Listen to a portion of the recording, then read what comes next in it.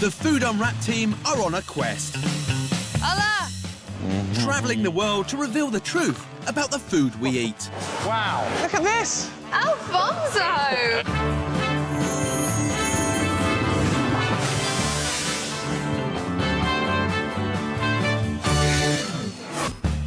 In tonight's programme, I go to Denmark to visit the biggest abattoir in Europe. Oh my word. How many pigs do you process a day? We have a total capacity of 20,000.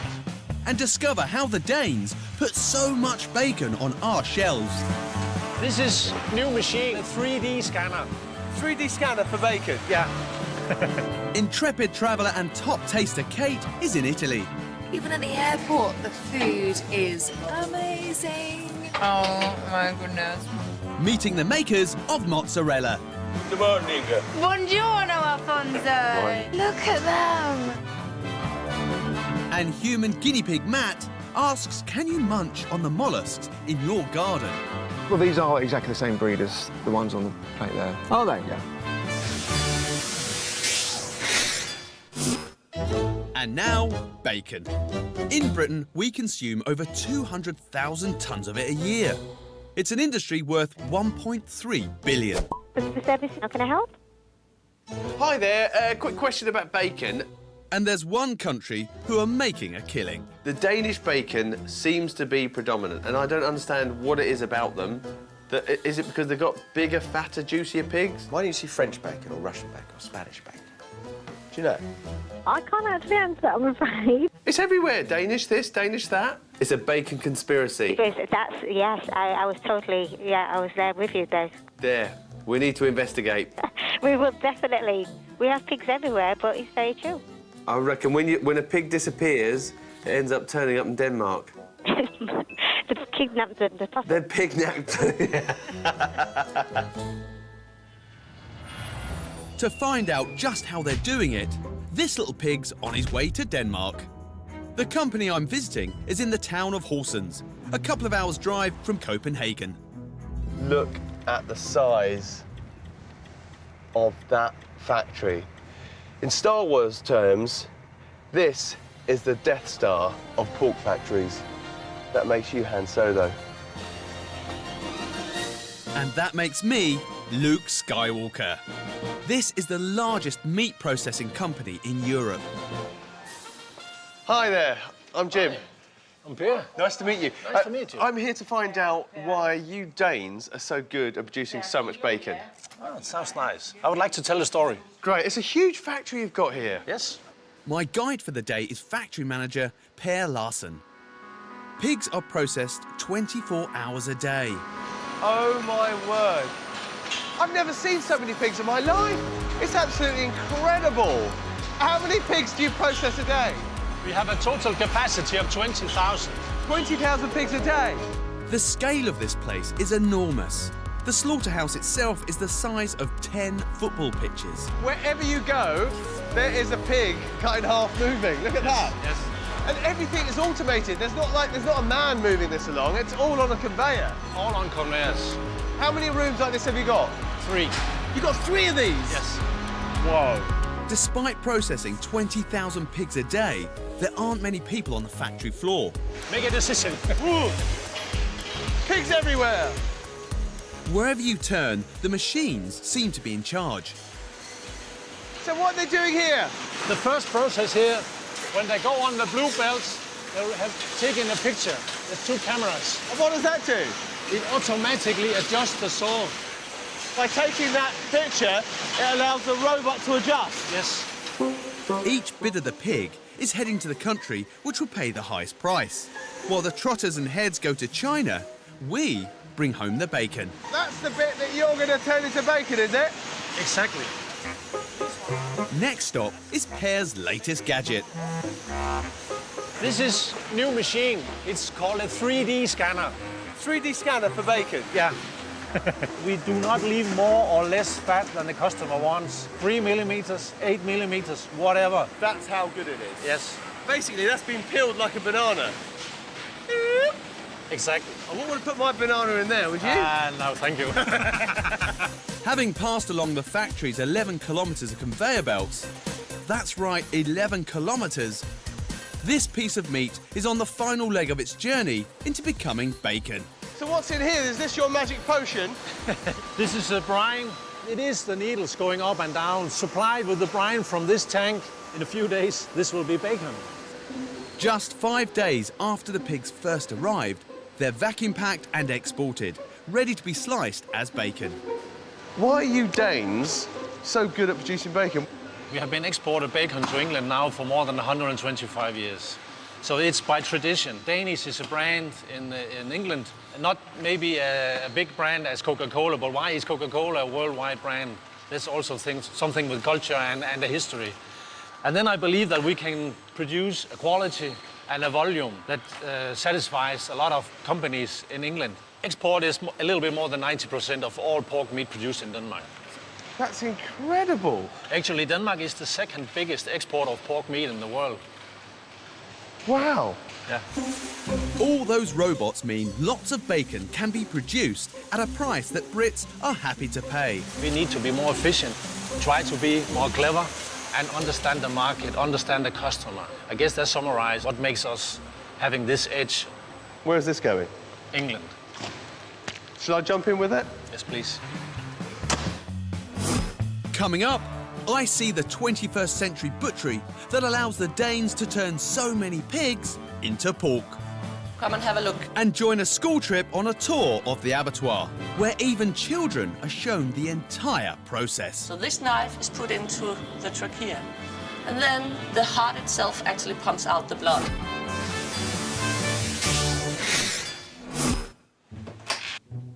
But first, mozzarella. Customer service, how can I help you? Hello. I've got a ball of mozzarella here from your shop. I was just wondering, why is it in so much liquid? I'm not too sure, to be honest. I'm not too familiar with it myself. I mean, look, you can probably even hear it. Can you hear that? Am I supposed to eat it? What, the liquid? Yeah. I don't know. If I was to give you a definitive answer on that, I probably couldn't give you one. Who better to ask than the masters of mozzarella, the Italians? Kate's on her way to the southern region of Campania.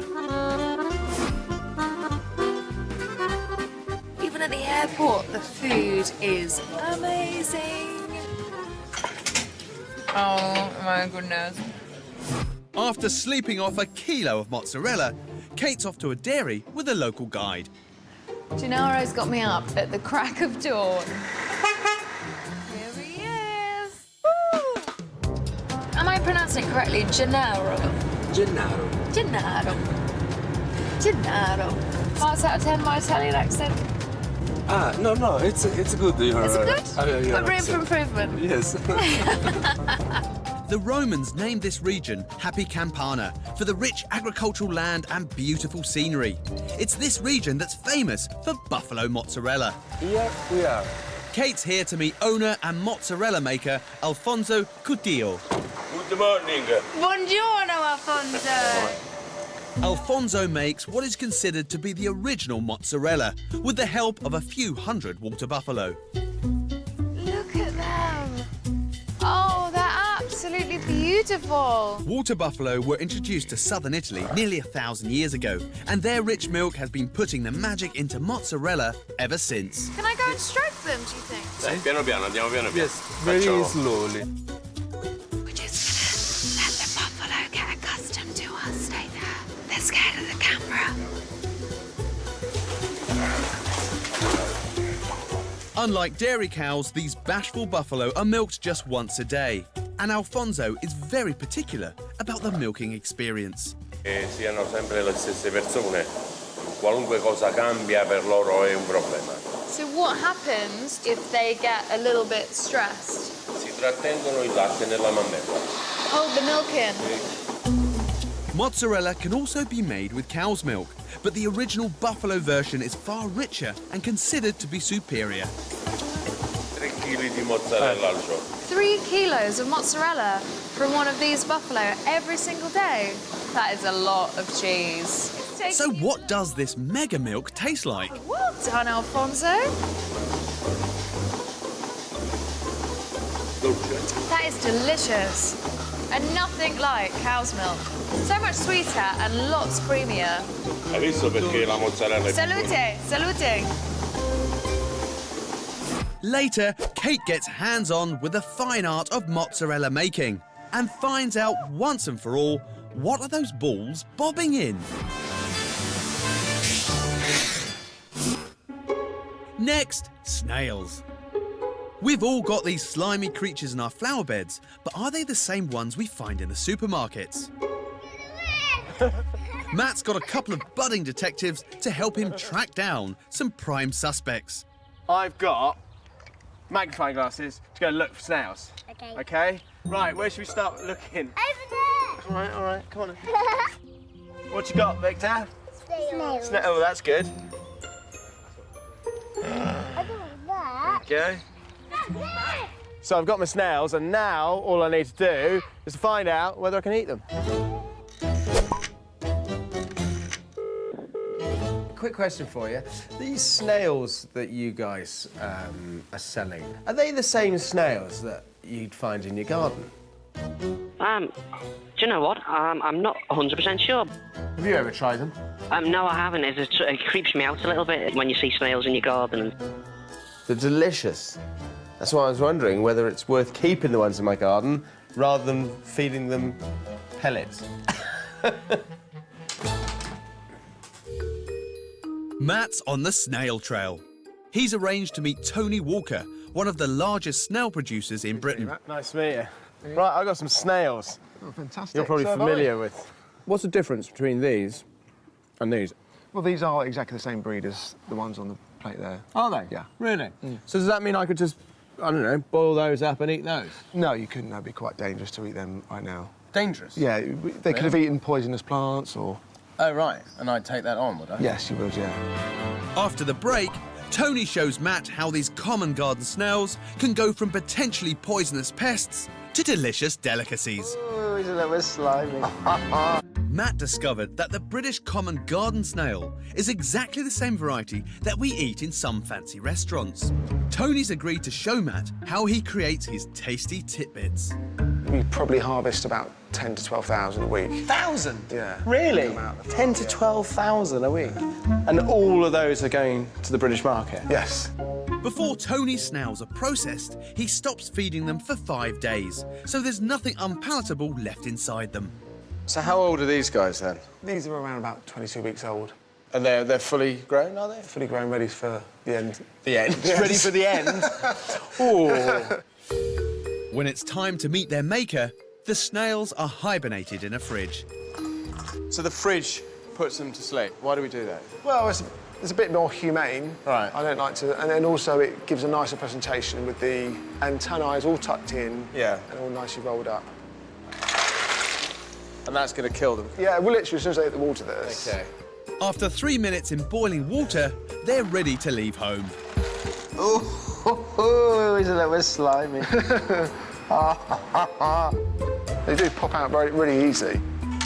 Once the snails have been prized out of their shells, they're washed with vinegar and salt to help break down the slime. Right, so I could eat one of these now, can I? If you want to give it a go.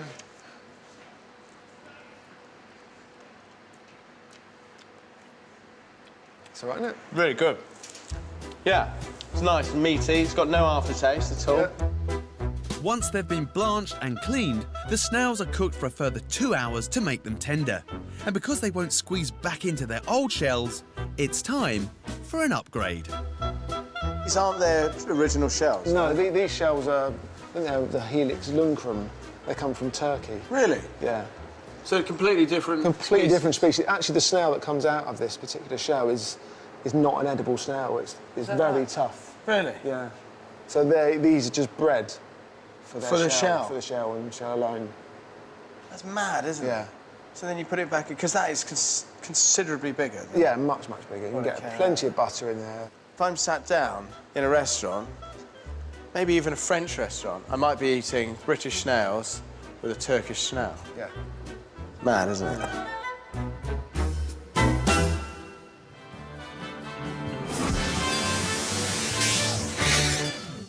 Back to bacon. Please mind the head. We will go under here. Okay? Go. I'm in a Danish pig factory, finding out just how they ensure we Brits get our daily fix. They process up to 20,000 pigs a day. There's a constant stream of trucks, each delivering pigs from farms across Denmark. Within minutes of arriving here, they're separated into small groups to say a final farewell. Their final destination up there, isn't it? Yes. How do you kill them? We knock them out with CO2. So you use gas, CO2, to knock them out? Yes. So it just knocks them out and they go to sleep? Yes. Then we will take them out on a belt, put a chain on the back leg, Yeah. then we will stick them Okay. to remove the blood. Can I go see that? No, we cannot film it. This company policy protects the identity of the workers who slaughter the pigs. The blood is then drained, the carcasses are de-haired and washed, then moved swiftly onto the production line. They've had their hair removed. Yes. So what's the first process of actually breaking down the carcass? First process you'll see here on your right-hand side. First robot. This is how it's done by opening the chest by a saw.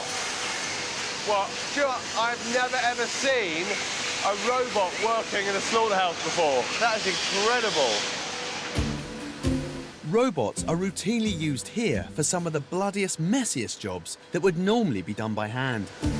Yes, this is the most automized robot we have. It has several operations. It's cutting the tenderloin and the diaphragm, and taking out the guts and the organs. All the guts and organs coming out now. Wow. It's this advanced automation that makes this abattoir one of the most efficient in the world. And the Danes are very matter-of-fact about it all. Come and have a look by these windows. They have 25,000 visitors a year, including school children, who can see for themselves the entire process. Is entering the conveyor system, brings it along to the next guy who is standing with a knife. And the knife is added on to the end of a tube. So this knife is put into the trachea and entering more or less up to the heart, where you've got some big veins. You've got them and the pig's got them. And then the heart itself actually pumps out the blood. Are you quite happy with what you've seen? You think it's not so bad? Yeah. Do you think more people should come and see this? Yes. Important thing to know how it happens when you eat it. If you eat meat, and this is a very important part of your education, you're very lucky. Not many abattoirs have got glass walls. If we had a completely closed policy, they would say what's actually going on in behind those walls, and they wouldn't get the complete idea of how the production works. It hasn't put you off eating bacon? No. No? Yeah? And are you glad that you've seen it? Yes. Well, good for you. Enjoy You're only at the beginning. At the end, we could ask you again. Back to mozzarella. Kate's in southern Italy delivering 2,000 litres of fresh buffalo milk. So now, Alfonso, we go to your factory, see? Si. See? And we go and make mozzarella. Perfetto, mozzarella. Alfonso's extended family are all involved in producing 8,000 balls of mozzarella a day. Look at all that cheese. The whey is removed and the curds shredded. I want to see this. What's he doing? This is the same card in little pieces. Oh my goodness. Wow, this is a great job. Next is the process that is unique to mozzarella, cooking the curds. Is it boiling? 93, 94 degree. So just below boiling point, and you can see it already beginning to swell.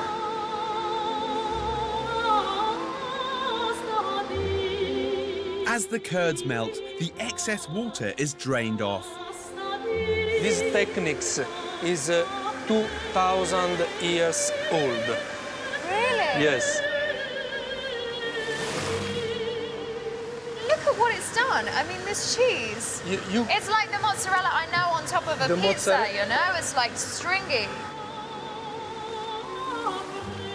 The secret to making Italian mozzarella is knowing exactly how much pulling and stretching the cooked cheese needs until it reaches the perfect consistency. Right now, Alfonso's getting in there. Then it's subdivided into the balls we find in our packets. So what's going on here? Now they are cutting by hand. The name mozzarella comes from the Italian mozzare, which means to cut off.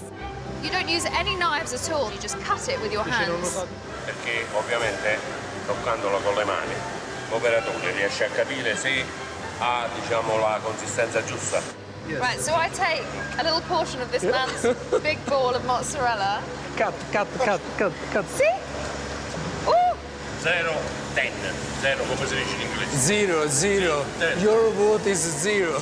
No, Alfonso! 0! The balls, all except for Kate's, are then held in a special solution for 2 hours. Questo è importante perché in effetti, essendo, diciamo, una concentrazione di sale molto alta, 10% di sale, allora aggredisce la mozzarella questo sale, la mozzarella si difende da questa aggressione del sale, quindi si contrae e crea, diciamo, questa pellicola. Without this external skin, this delicate soft cheese would disintegrate. Very, very gentle, Alfonso. They're like your little babies. Yeah. Infatti sì, queste vanno trattate quasi come si tratta una bella signora. Alfonso! Mozzarella, like ricotta, is a fresh cheese and can be eaten as soon as it's made. But it has a relatively short shelf life and must be shipped all over the world. So this is the final product? Yes. Why do you package it in bags with water like this?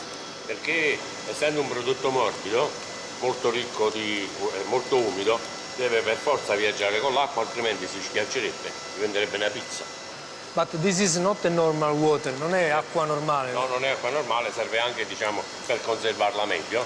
C'è un po' di sale, c'è acido lattico che praticamente abbassa il pH. In acqua normale, a pH 7 per esempio, la mozzarella esternamente si sfalderebbe tutta, si romperebbe. So this is packaged in, well, what is a brine really? Salt, water, and that keeps the mozzarella fresh. It doesn't get any fresher than this. From buffalo to bag in just 8 hours. Right, let's go. Oh my God. Alfonso, that is phenomenal. Okay, I don't think the crew can wait for us to cut. They've got to eat some of this cheese. Seriously, it's amazing. I'm having the box, Alfonso. Ha detto che mo se le prende tutte. Sì? Arrivederci. Ciao.